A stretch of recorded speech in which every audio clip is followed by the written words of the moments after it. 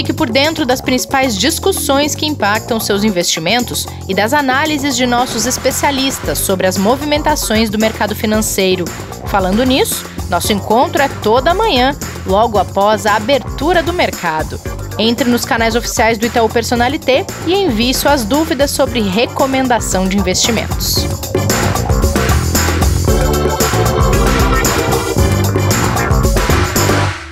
Bem-vindas, bem-vindos ao Investidor em Foco desta sexta-feira, 17 de julho de 2020. Sexta-feira é dia de café com canelas, não sai daí que já a gente vai tomar o nosso cafezinho e saber o que o Pedro Canelas tem para nos indicar. Antes, vamos dar aquele giro pelas economias. Kleber, como vai? Bom dia, Rê, tudo bem e você? Tudo bem também. Kleber, o que a gente pode esperar para o fechamento desta semana, já que hoje é sexta-feira, mesmo que ainda seja manhã, já dá para ter uma ideia de como as coisas vão seguir, né? Já dá, continuam bastante voláteis, como a gente vem falando todos os dias aqui, né? Ontem a gente teve um dia um pouquinho mais difícil aí para os investidores, principalmente no mercado de renda variável, né? Com as bolsas caindo, com as preocupações principalmente tanto de atividade econômica na China, né, que se analisou ali algumas preocupações, apesar do número até que bom do PIB, e também com a questão do aumento de casos, né, e risco de fechamento de novo de atividades lá nos Estados Unidos. Essas preocupações vinham se estendendo, mas hoje, aparentemente, a gente, pelo menos na parte da manhã aqui, já tem um dia bem mais tranquilo, tá? Primeiro com uma expectativa positiva ali de reunião de líderes da União Europeia, né, que vão discutir a proposta da criação de um novo fundo de recuperação de 750 bi de euros, né, para ajudar os países impactados. E aqui a gente também tem algumas informações bem importantes que a gente vai falar um pouquinho depois. Então, o mercado lá fora está tranquilo, bem próximo à estabilidade, tá? Os Estados Unidos abrindo agora ali, próximo ali ao que foi o fechamento de ontem, dando sinais de que vai ser um dia talvez um pouco mais calmo. E aparentemente a gente vai fechar a semana bem positiva e o mês que vem sendo muito bom aí também para os índices de bolsa lá e aqui, viu, Rê? Beleza. E, Kleber, o Congresso e o governo devem começar a discussão a respeito da reforma tributária já na semana que vem. E ontem o presidente da Câmara, Rodrigo Maia, descartou a recriação de uma espécie de CPMF ou de mais impostos que onerem o cidadão ainda mais. Qual é a expectativa dos mercados sobre esse início de discussões e sobre a reforma estar mais perto de ser executada? Ela vem ajudando bastante aí nessa expectativa, né, positiva, tanto dos investidores quanto a gente pode falar da indústria, né, e das empresas como um todo. O Paulo Guedes, ele afirmou, né, que é o primeiro pacote de propostas que eles querem entregar. Eles querem entregar até terça-feira, com possibilidade até de fazer hoje, né, que o mercado vinha esperando, né, com a inclusão da unificação de PIS e COFINS, né, a não criação de um novo, como você colocou, né, de uma nova CPMF, e principalmente ele afirmou que eles vão colocar impostos em algumas questões hoje que não tem, como, por exemplo, dividendos, né, eles vão taxar dividendos, mas eles vão reduzir de maneira significativa a carga tributária das pessoas jurídicas. Ele foi muito enfático em falar isso, dizendo que para que a gente tenha um desenvolvimento melhor da economia, a gente precisa que os empresários tenham recursos sobrando e não sendo destinados para o governo sem nenhuma finalidade, como hoje é feito em muitos casos, segundo o próprio Paulo Guedes. Tá? Então isso animou realmente aí os mercados e principalmente o investidor olhando para uma questão importante que ficou parada por causa da pandemia, que eram essas discussões das reformas para o desenvolvimento do país, viu, Rê? Então, a gente olha aí o mercado aqui no Brasil agora subindo o Ibovespa a 1,17, são 10h37 da manhã, próximo já dos 102 mil pontos, e com isso a gente tem até o momento, nesse mês, uma valorização do Ibovespa próximo aí de 7%. Tá, continuando aí, se a gente fechar esse mês positivo, vai ser o quarto mês consecutivo aí, mostrando essa forte recuperação que a gente tem nos mercados. Rê. Ótimo. E uma coisa que mostra um pouquinho da recuperação, mesmo que a gente ainda tenha uma situação muito feia, muito grave de expansão do coronavírus no Brasil, é o índice geral de preços de mercado, que teve alta de 2,02% na segunda prévia de julho. E o que alavancou esse resultado, hein, Kleber? Olha, os principais indicadores aqui, né, que influenciaram essa alta foram tanto os produtos agropecuários, que eles saíram de 1,16 para 2,48. Que reflete bem o que você está falando agora, que é super importante para a economia, que são os produtos industriais, né? Subiram de 2,59 para 2,80. A pecuária, quando a gente olha para dentro dos grupos, né, ela saiu de 2,15 para 6,20, né? E naturalmente aí o petróleo, depois que a gente começa a ter uma movimentação melhor da economia, de 8,54 para 12,87. Então, são todos indicadores que vão mostrando para a gente que realmente aos poucos, né, a gente começa de novo a ter um ritmo quase que não normal, né, mas numa velocidade que a gente tinha um pouco antes de tudo começar a parar, principalmente depois das quarentenas que foram implantadas, tá? Lógico que o IGPM não reflete o IPCA, né, que é o índice oficial do governo, esse está bem abaixo, né, quando a gente olha para o IPCA ele está com uma diferença muito grande do IGPM, mas para o investidor ele é importantíssimo, porque o IGPM, além dele ser um indexador de diversos ativos financeiros, não tanto quanto o IPCA, mas ele também é o índice, né, famoso, né, conhecido como aquele que reajusta os aluguéis, né? Então ele tem uma importância enorme aí no dia a dia, principalmente do investidor, porque vários ativos e até mesmo as empresas, né, precisam muito desse índice para tanto questão de aluguel quanto outros contratos que eles têm atrelados, né?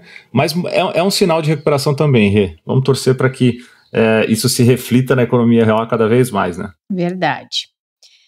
Bom, gente, busquem seu cafezinho, sentem aí para ouvir as dicas do Pedro no Café com Canelas de hoje, porque tá chegando, é sexta-feira, como vocês sabem, toda sexta-feira a gente descobre onde o Pedro Canelas investe o seu dinheiro, se ele tá diversificando direitinho. Bom dia, Pedro, tudo bem? Olá, bom dia, Rê, bom dia, Kleber.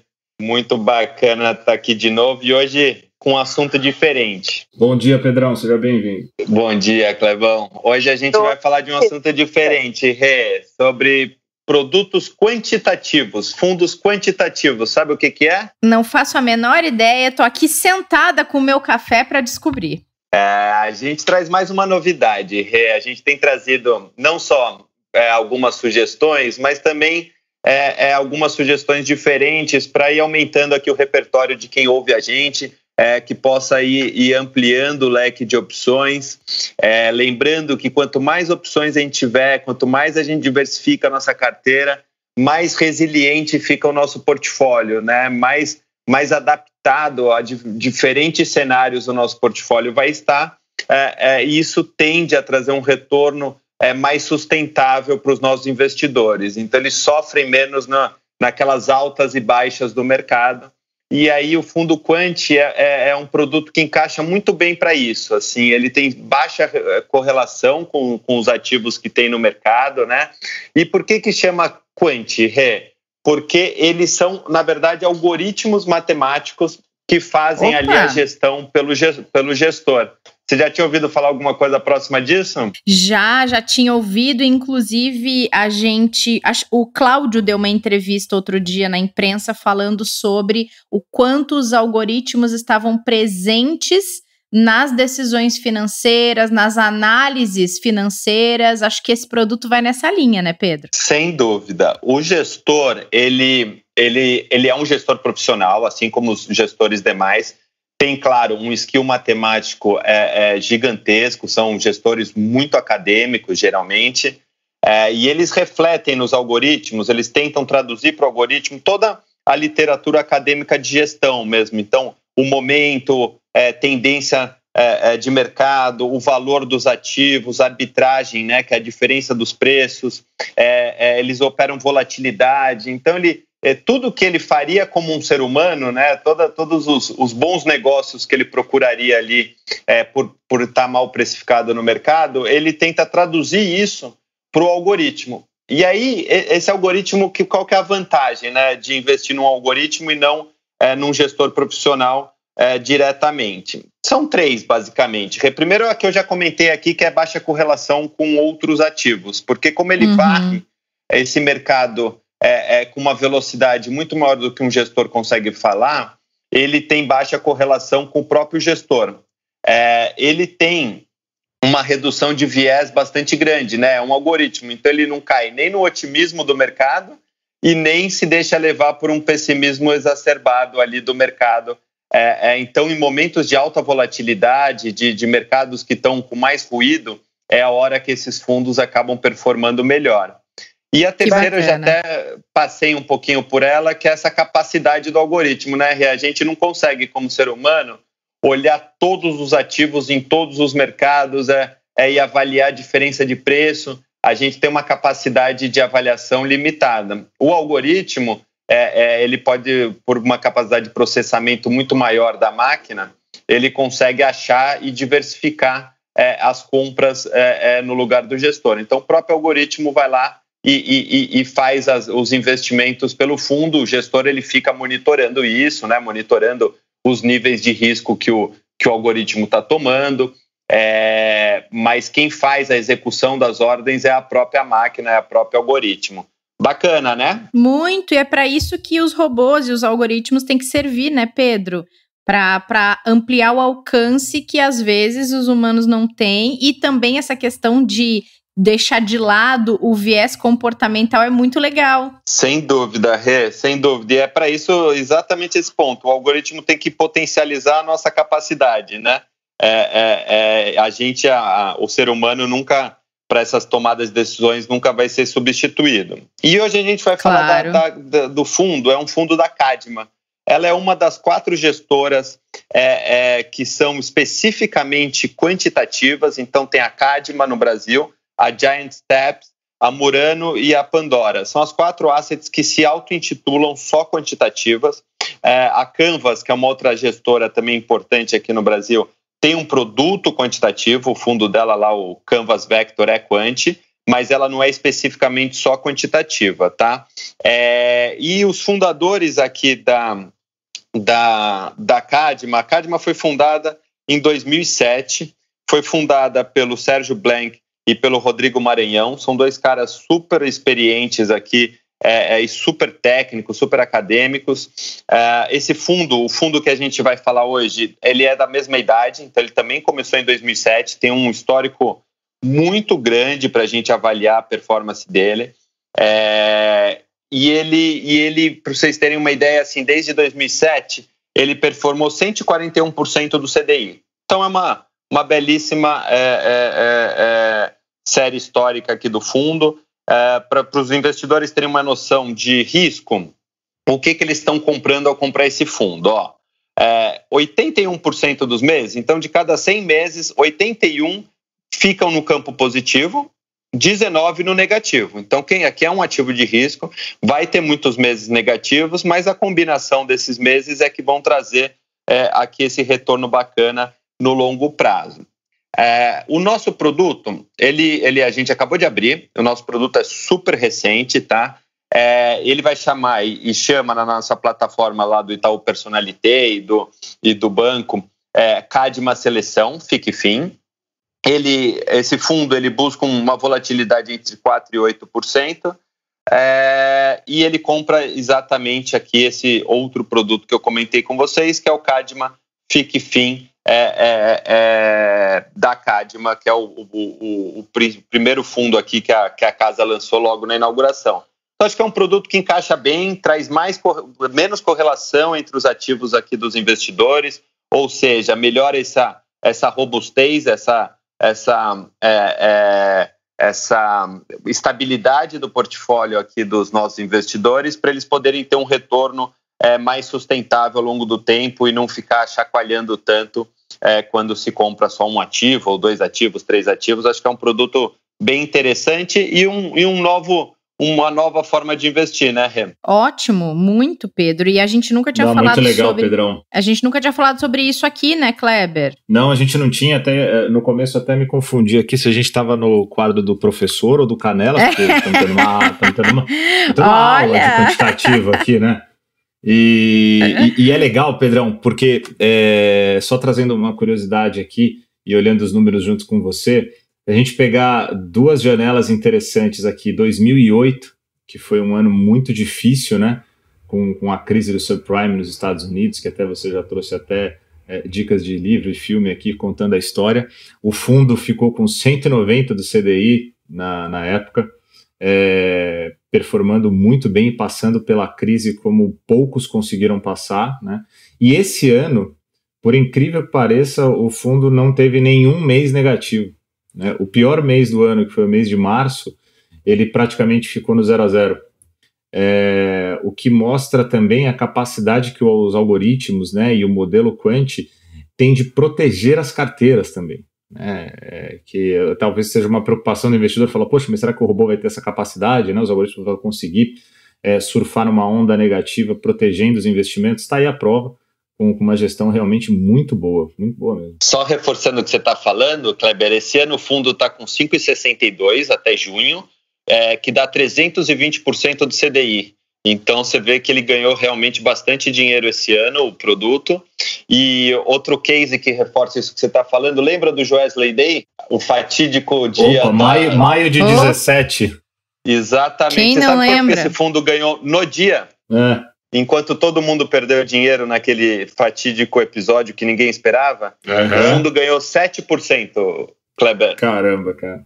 Mostra essa descorrelação, essa defesa dos portfólios nos momentos difíceis, nos momentos de alta volatilidade, né? Não, sem dúvida. É realmente uma alternativa de diversificação muito interessante para o investidor aqui e que tem muito histórico, né? Já passou por muita crise, passou por muito momento difícil, com cenários adversos, ou seja, está mais do que comprovada a capacidade aí de gestão da casa. Só deixa eu corrigir, na verdade, uma coisa, Clebão. No Joesley Day, o fundo subiu 3%. É que tem o Cadma High Vol, que é a versão apimentada dele, que ganhou 7%. Mas o fundo que a gente está comentando aqui ganhou 3% no Joesley Day, que já é uma performance absolutamente diferenciada aqui quando a gente olhou aquele dia que todo mundo perdeu dinheiro, né? Maravilhoso. Muito bom. E depois dessa aula, o que você traz para a gente conseguir descansar um pouquinho a mente e se divertir no final de semana, Pedrão? Eu continuo um pouco ácido, Kleber. E depois eu gosto disso, hein? Eu gosto disso. Um pouco de choque de realidade. A gente traz hoje um filme que é a rede social, ou em inglês, né? The Social Network. É a história do Facebook, do Mark Zuckerberg. É um filme de 2010. É um filme muito bacana, é dirigido pelo David Fincher. O roteiro é do Aaron Sorkin e do Ben Mansbridge, que é, inclusive, o autor do livro do qual o filme é baseado, que é The Accidental Billionaires, os bilionários acidentais. E o filme é maravilhoso. O filme tem 8 indicações ao Oscar, para você ter uma ideia. Venceu em 3, venceu em roteiro, trilha sonora e edição, mas ele recebeu indicação de melhor filme, melhor diretor e melhor ator para o Jesse Eisenberg, que faz o Mark Zuckerberg. Acho que não tinha ator melhor para fazer esse personagem. Esse ator é muito bacana. Ele destrói na interpretação mesmo. Muito. E para quem...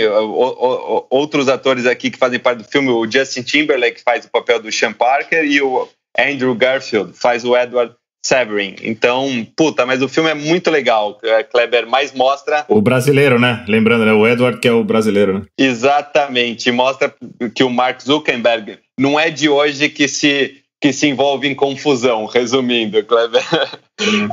Tem até um cartaz que eu me lembro da época do filme, que é You don't get to 500 million friends without making a few enemies, que é, você não faz 500 milhões de amigos sem adquirir alguns inimigos, né?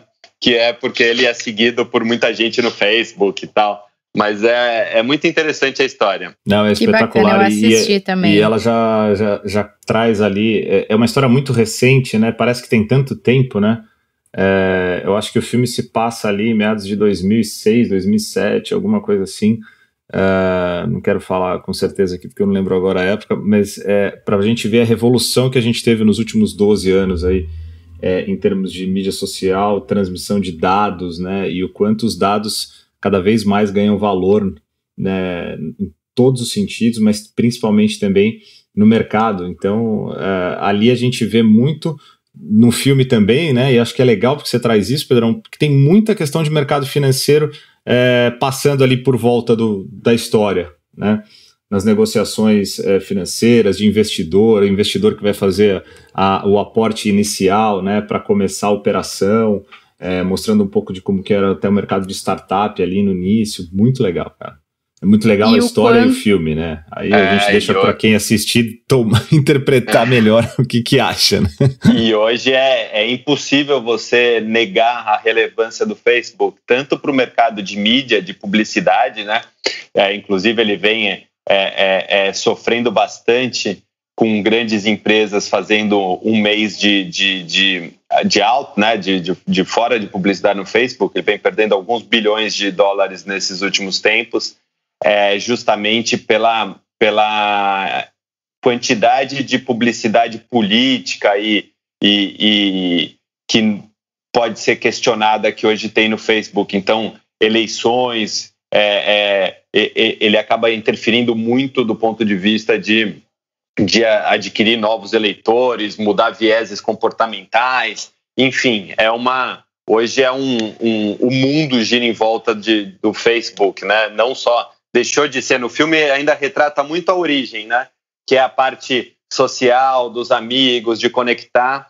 E hoje o Facebook é muito maior do que isso, é realmente um campo político e empresarial, gira ali em torno da capacidade de gerar informação que o Facebook tem, né? E essa crítica também, né, Pedro, ela inclui o quanto o Facebook não tem sido tão ágil ao remover publicações indevidas, né? Racistas, homofóbicas e por aí vai. Quanto as pessoas têm reclamado e tem muita empresa, muita marca tirando o seu anúncio dali também por causa disso, porque acha que o Facebook não está priorizando manter um ambiente saudável de publicações entre os usuários. Perfeito, retém. Isso, tem o campo político e tem um terceiro fator que as pessoas às vezes não se dão conta, que o Facebook faz você entrar numa bolha cada vez maior, porque como ele só traz assuntos correlatos aos seus amigos mais próximos, ele vai te colocando numa bolha que as pessoas acabam achando que a realidade do mundo é a realidade a qual ela está inserida, porque vem muita notícia e muito viés dos gostos políticos, dos gostos, porventura, de abusos raciais, etc. Ele acaba te embalando no mundo de pessoas iguais a você e você acaba não conseguindo aumentar seu repertório e ter outras visões de mundo, né?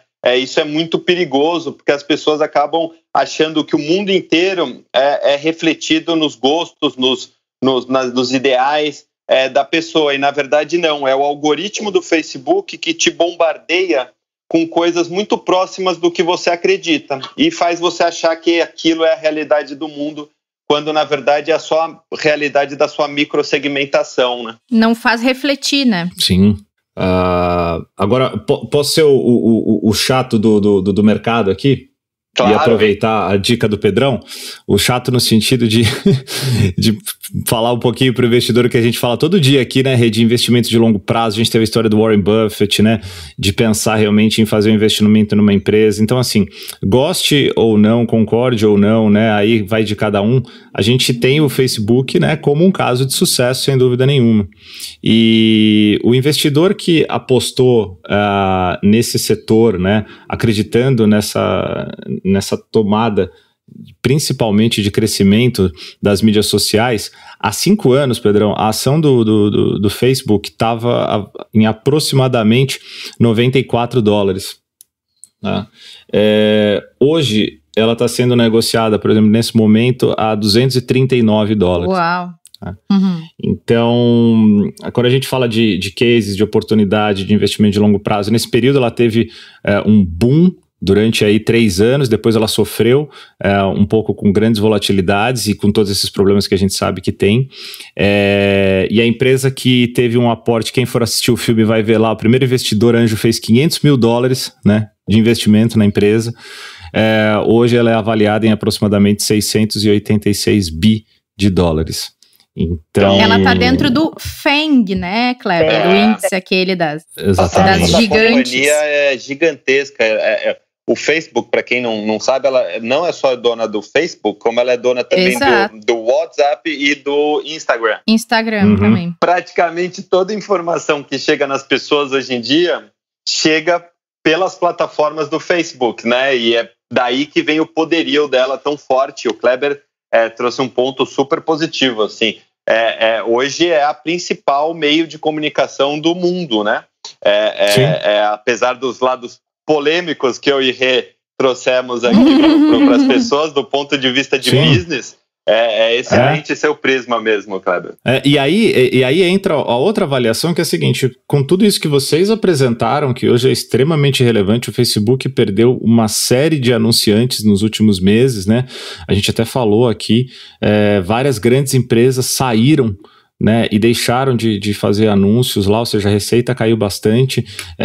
Se a empresa não se reinventar, e mesmo essas gigantes, o investidor passa a olhar e fala, bom, ela teve uma valorização absurda nos últimos 7 anos, nos últimos 5 então nem se fala, tem um valor de mercado muito alto, mas ainda para eu continuar investindo nela? Será que não existem diversos outros Facebooks, vamos chamar assim, entre aspas, no mercado, para que o investidor possa procurar, né?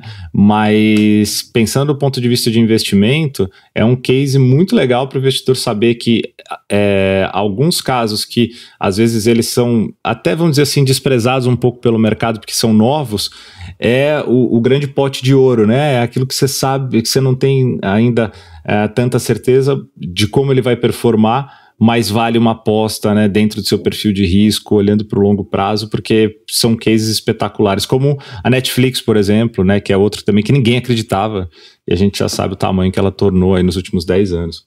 Muito bom, Pedrão. Show de bola a dica, cara. Maravilha. Valeu, meninos. Muito bom o papo com vocês nessa sexta-feira. Bom fim de semana para vocês. Valeu, Rê, Kleber, também sempre adoro. Muito bacana. Muito bem. Semana que vem tem mais Café com Canelas e mais Investidor em Foco. Então a gente se encontra semana que vem, Kleber e Pedro.